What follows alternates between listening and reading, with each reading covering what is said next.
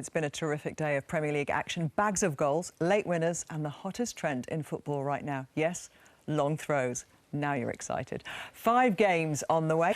And speaking of age, here's a stat to make you two feel a little bit old. Enzo Maresca is the only manager in Premier League history to never have picked a player over the age of 30.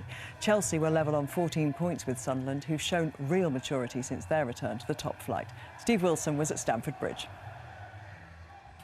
Perhaps they'd anticipated. Now, we don't want to give anything away about later results, but that is the top 3 at 5 o'clock. And what a sight that is for Sunderland fans. And Ashley, they fully deserve the win today. A brilliant job with his game plan today, and all the players executed it well. And Michael, Regis Labrie has been a quiet presence so far, hasn't he, in the Premier League? But what a remarkable start. Yeah, I mean, I'm hugely impressed. I think there's so many of the playoffs and what you kind of puts you back 3 or 4 weeks. So they probably got into that little spell with 2 plans from the team last season. So it's a big change, and from a coaching perspective, to put that and implement, he sat here with so many points.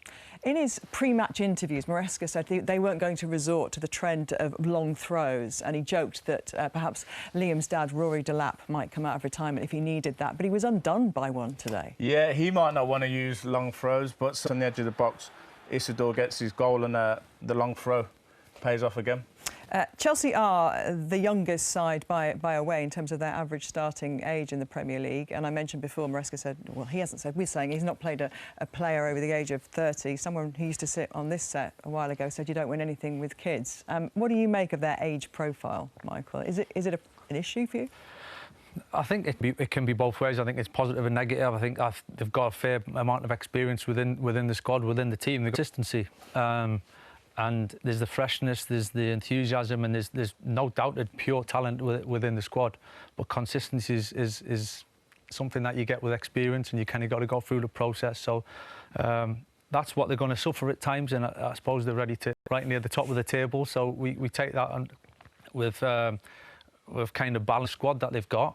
But consistency is the biggest challenge. OK. Well, Liverpool's 4-game losing run came to an end against Frankfurt in midweek. They faced Brentford, who claimed a 3rd win under Keith Andrews at West Ham on Monday.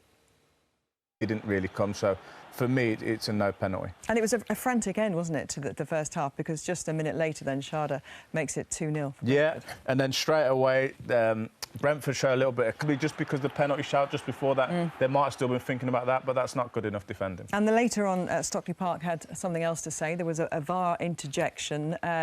They thought that the incident happened inside the box. What did you make of it, Michael? Yeah, I mean, but it feels that there's something really fun about the way they want to play Liverpool, and everyone going, yeah, but it's happened before type thing, a big game to go again, and but they played ever so well. Thank you, Michael.